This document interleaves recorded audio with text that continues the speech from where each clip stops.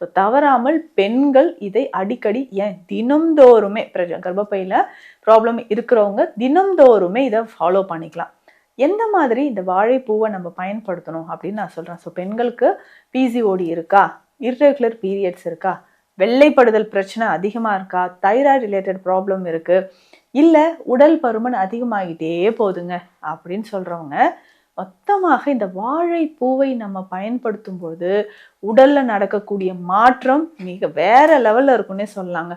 இந்த வாழைப்பூவை நம்ம எப்படி எடுக்கலாம், அதே மாதிரி இந்த வாழைப்பூ ஜூஸ் இல்லைன்னா கஷாயத்தை ஆண்கள் குடிக்கலாமா? நிச்சயமாக குடிக்கலாம்.